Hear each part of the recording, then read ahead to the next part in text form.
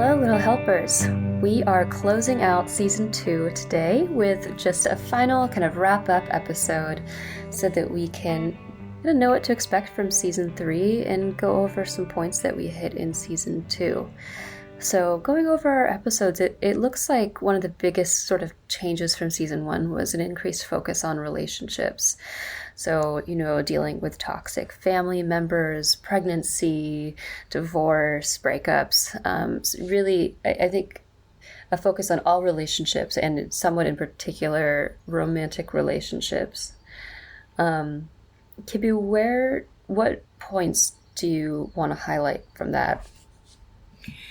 It's interesting to think about the way we started and the way we thought about this podcast and thinking about okay, how do we help one person, our loved one who has a mental illness? So it's still focused on that one person and everyone around them. And I think we naturally kind of gravitated to the idea of okay, how do two people come together? How do two people break apart? How do two people make a family, right? And so in my mind, we've been talking a lot more about this, about the duo, by the dynamic and what brings people together. And sometimes even how that in itself could be the mental illness, right? We have commitment issues, right? If there's no one person that has a disorder, it's the fit between two people. And I think, I know that you and I have been kind of grappling with these questions ourselves. We got a lot of requests from you guys about these topics, but I think because, speaking for myself, I went through the divorce, had that episode,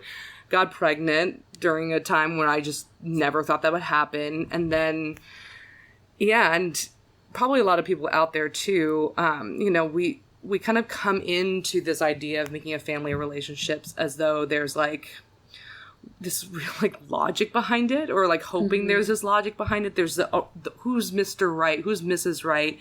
How do you know when there's a right relationship? I mean, I'm getting a lot of those clickbait, social media articles on that. How do you know if you're in a toxic relationship? And we really want those simple answers. When's a deal breaker, when to marry, when to not, how to have a child, what's the best way to do it.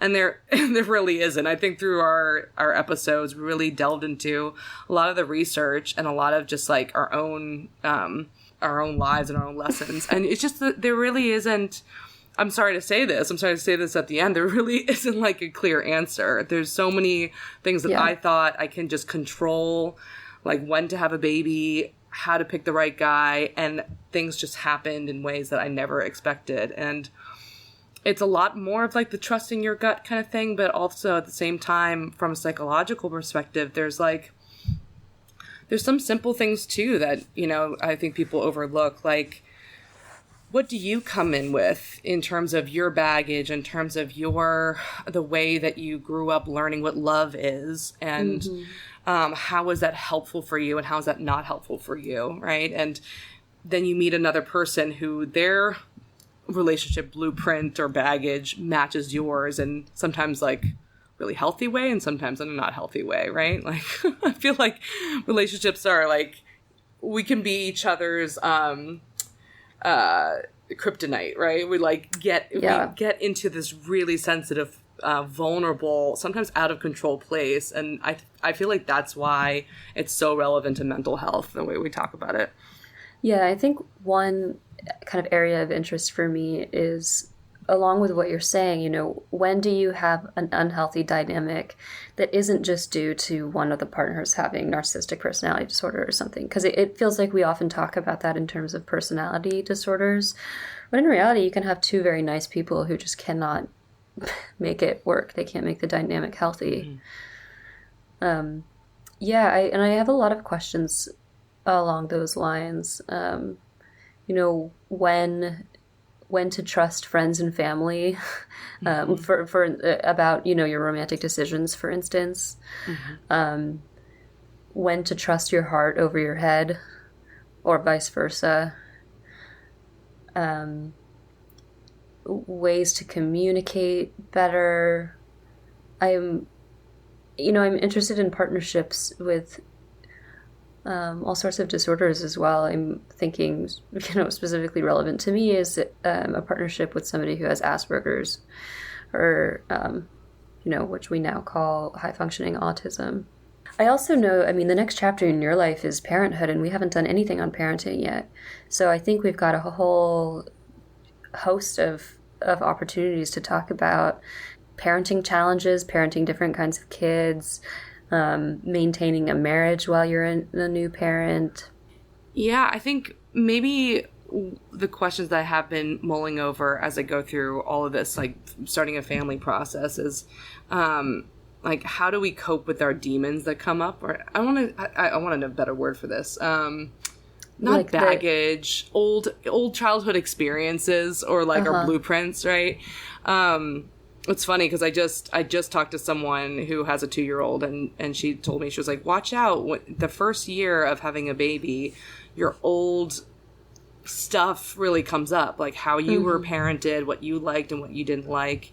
And I feel like that's happened all throughout this whole process, like getting married, getting divorced, going through infertility, right? All these moments are times when all of my old stuff has come up, and it is relevant to the mental health because I can look at it in isolation, like, oh, I've been anxious before. Like, I've been anxious at work, and that's a me thing, and that's just a Kibby trying to cope with her own life. But I've learned a lot more about, like, what drives anxiety through relationships, right? Like, through seeing that I feel so guilt-ridden that I'm not doing enough, I tend to overcompensate, and then I get overwhelmed, and that's what drives my anxiety, which ultimately is what I did wrong in my marriage, right? And then it's going to come up when I have a kid, maybe, right? Like the feeling of needing to compensate and maybe getting resentful of my partner or myself or anyone for not doing enough, right? That's all going to come up.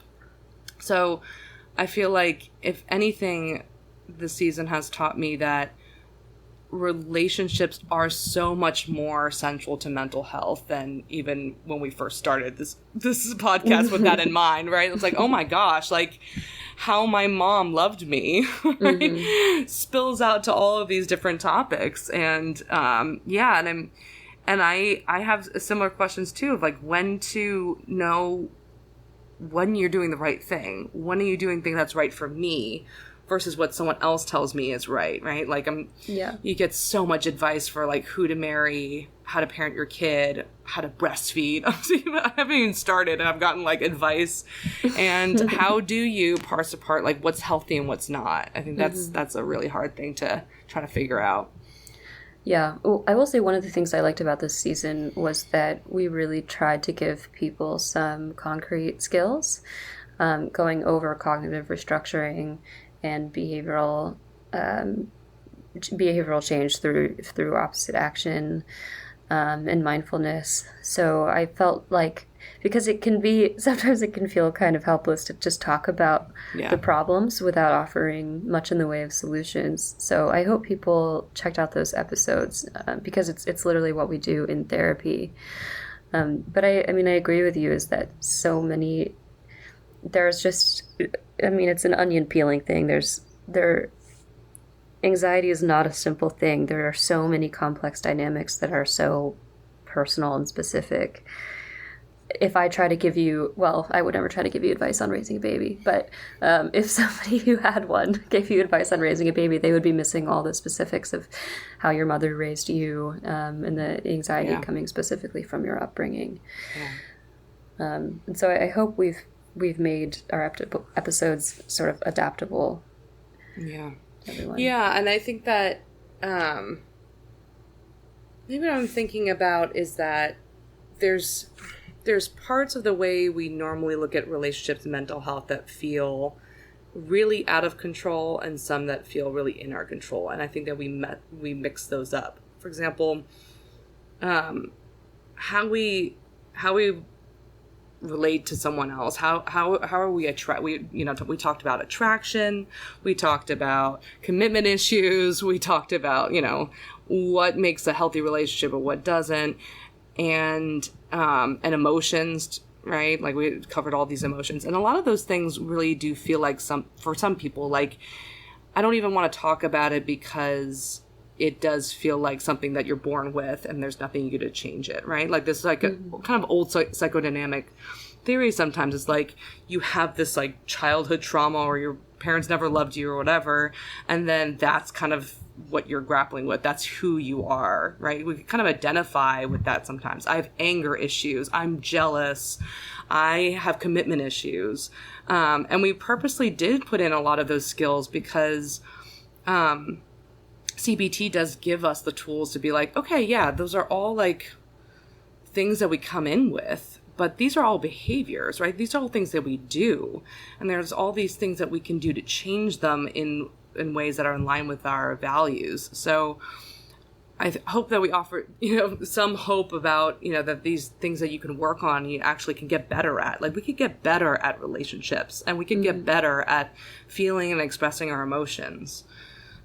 So that was something that I learned a lot from this season. I have to admit, even recording this episode, I'm finding it hard today, hard to focus.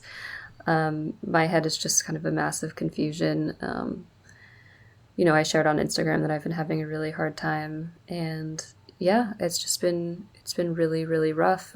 My relationship has been going through a very hard time, and I guess just all these questions are kind of coming up about when do you know if something is right? What's the impact of the pressure of a wedding? Mm-hmm. How do you know when to keep fighting or how to keep fighting? I totally sympathize because I was where you were only like a year ago. So I remember what that feels like. I don't know how you feel, but I remember feeling like that panic. It's just a ton of emotions, right? Like this, you're like, I love this person and there's this thing that gets in the way that can we get through it? Is this right? Is this wrong? I don't even know what I'm feeling. I don't even know what I want. Who am I? Right? Mm-hmm. I feel like this is this total upheaval. And even the relationships that work out and are, eventually, you make a family with. This is kind of a natural process that I feel like people blow over a lot because it's just like, Instagram, like people just find the one and we're all happy. But it in my experience has never been like that. But what is this confusion felt like in you? Like right now, what's jumbling around? Oh, I've made certain decisions and there's just a lot of doubt about those decisions. It's, I said the head and the heart thing earlier, my brain telling me one thing, my heart telling me something else, thinking, do I keep fighting? Thinking, what do you do when it's two good people, but there's a mental health issue, or a neurodiversity issue? Mm-hmm. And then, what do you do when friends and family are very persuasive and, have very strong opinions? And I don't know. It's just all very, very, very confusing. Mm-hmm. What emotions are you having during this process? If, a few days ago it was like kind of panic and feeling like I had this kind of unbearable pain and I had no place to put it. Mm-hmm. And he and I were kind of clinging to each other like life rafts a little bit because we were the only kind of vegetables for that pain. Mm-hmm. Mm-hmm. And then sometimes feeling kind of dead inside, kind of numb. Mm-hmm. I don't know what else. Just confusion, feeling like things are one way and then they're another way 5 seconds later. Mm-hmm. And anxiety about the future. Yeah. Yeah, relationships are one of those areas where you have all these messages. Like it really is about like love, right? Just like it's a decision made on emotion, really. Like, what's right? Does it feel right? Do you feel in love? Those are all just such visceral, ineffable emotions.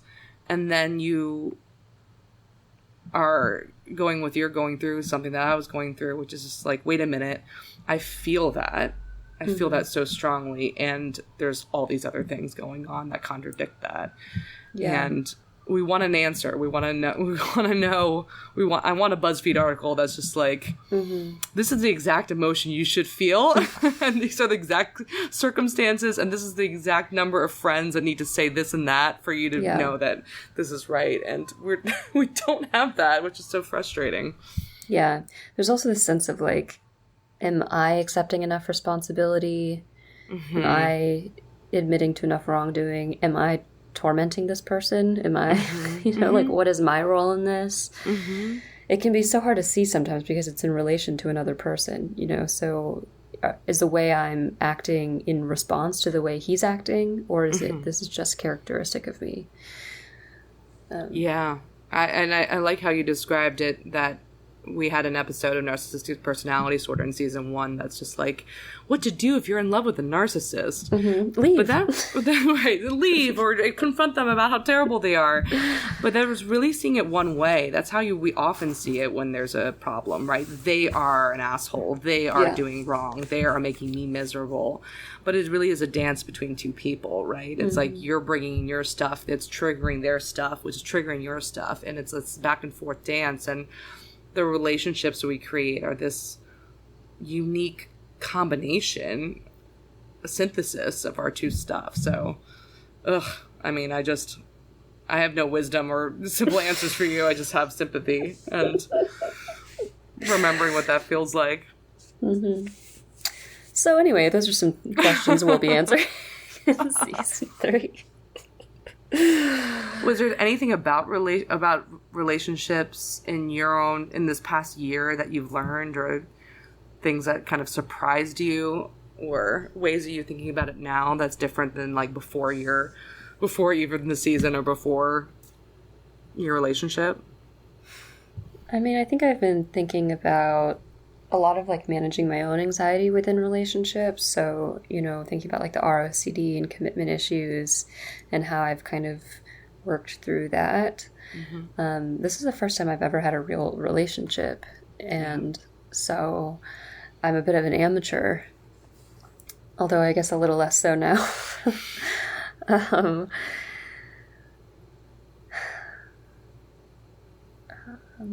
What have I learned? I've learned that the dynamics of the relationship are really important. It's not about, is this person good or bad? It's like, can you manage conflict in a healthy way? And what are ways to do that? It's about like, do your values link up? Like, all of these things are kind of obvious, but I think it can be really hard to learn until you're already in love, because you might not have conflict until you're already in love. You might not have talked about how you would parent if you're already in love, or you haven't met each other's families until you're already, like, you know what I mean? You haven't necessarily engaged in a serious way with each other's friends. So it's so painful because your feelings can be there, and then you find incompatibilities, and then you have to try to resolve them. Yeah, when we first became friends, I remember you were saying that what you really valued and loved about relationships, or what you imagine love to be like, is this almost fantastical sweep, that's infatuation sweeping off your feet, adventurous, like, that whole exciting. I remember you always said that you like chase the adventure, right? You chase the excitement of it. What did you learn about what your values are? Like, even through this conflict or these confusion, we do learn, like, oh, this is actually super important for me, for a family or a partner or myself. Like, did you have any? Yeah, I'm not chasing novelty to nearly the degree that I was before. And I've learned that there's a lot of peace and enjoyment in stability, and planting roots. And so I'm much more interested in that now. And I'm really kind of allergic to men who are still kind of exploring themselves to a degree that prohibits real stability. Interesting. Yeah. Yeah. And yeah, I mean, I think realizing that you can love someone super hard, even if it doesn't feel like infatuation every day, is fine. And that's normal. Yeah. And to not measure the love by the amount of passion it elicits. Yeah. Yeah. Definitely. I definitely learned that from my marriage too. Yeah, I learned so much about how, I mean, you could kind of guess this from my personality, but how much reliability and honesty. And I think that honesty is something that I really learned about in this my relationship experiences, where it's not something I would think about, but I really value when someone is honest about who they are. And I don't just mean they need to know exactly who they are, but I just mean, like, I think that the thing that really bothered me was, like, I thought I just wanted someone who was with me no matter what, who would never leave me. And so, like, that faithfulness and also that passion, those were the things that, drew me into the marriage. But to talk about what you guys value, or talk about, like, what he cares about, or what he'll do, or what he'll contribute, or his sense of responsibility, and then not see that follow through, that was the thing that drove me the nuts the most. And I really learned from that. I need someone who shows up and is who they say they are, is reliable in that way, and that does take some maturity. That does take about knowing about yourself. But yeah, this honesty of self was something that I realized that I really value. And that's the thing that I wanted to share with my kids. I think that I was like, I don't care if I have a really fun dad for my kids or really passionate or warm. I want someone who's like, I'm going to show up, and I'm going to say I'm going to show up, and I'm going to show up. And I know that he will, right? Like, I want that for my kids. I want my kids to learn that quality as well. Yeah. Well, that is one thing I actually feel like I've had in my relationship. Yeah. A bit of a down and out episode, but I guess this is a mental health podcast. Well, I know that something that you were also grappling with was how am I in a relationship with someone who has, who's on the spectrum? And then I know that you were also talking about your own ADHD symptoms. Like, how do all those play out in a relationship? Like, what have you learned about that? Yeah, I mean, I think that's been one of our biggest challenges. And it's interesting because he and I really kind of make up for the deficits in each other. I mean, he's so anti-ADHD and I'm so anti-autism. I don't mean like disapproving of autism, but I'm like not at all on the spectrum. You're very socially skilled, and sometimes he takes a minute to kind of learn what those are. Yeah. And I think the number one thing you need is a willingness to learn from the other partner and to accept, that you are disabled in some particular way. Like, I definitely have a focusing disability. And I think it can be really hard when either partner is like ashamed of their own problem or their own disorder, and they don't want it pointed out, they don't want it touched.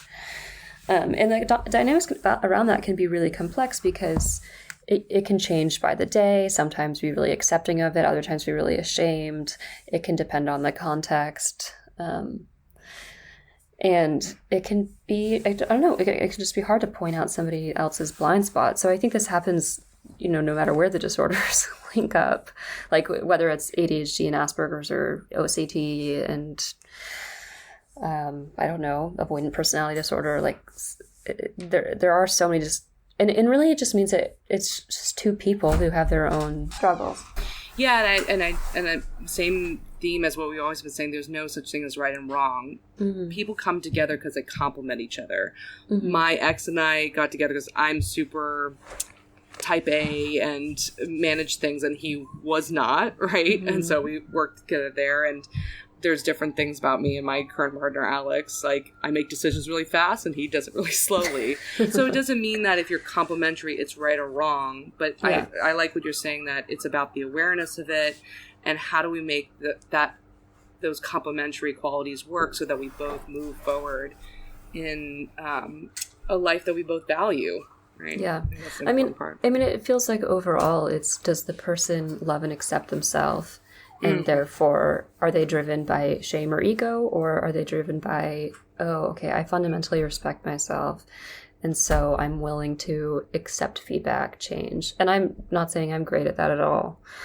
But I think it's really hard when, you're dealing with somebody in self-protective mode who just wants to kind of shield themselves from everything. And so, I think really at the core, it's like, how do we respect ourselves? Right. And each other, right? We talked about how contempt and defensiveness is, the things that break people apart. So it's the opposite: mutual respect, friendship, and working together, self-awareness, and all those things. So. Yeah, absolutely. Well, I hope you all enjoyed our very personal wrap-up episode. I think we'll be back after maternity leave, and I know we've already got some awesome guests lined up. So we will see you then. By accessing this podcast, I acknowledge that the hosts of this podcast make no warranty, guarantee, or representation as to the accuracy or sufficiency of the information featured in this podcast. The information, opinions, and recommendations presented in this podcast are for general information only, and any reliance on the information provided in this podcast is done at your own risk. This podcast and any and all content or services available on or through this podcast are provided for general, non-commercial informational purposes only and do not constitute the practice of medical or any other professional judgment, advice, diagnosis, or treatment, and should not be considered or used as a substitute for the independent professional judgment, advice, diagnosis, or treatment of a duly licensed and qualified healthcare provider. In case of a medical emergency, you should immediately call 911. The hosts do not endorse, approve, recommend, or certify any information, product, process, service, or organization presented or mentioned in this podcast, and information from this podcast should not be referenced in any way to imply such approval or endorsement.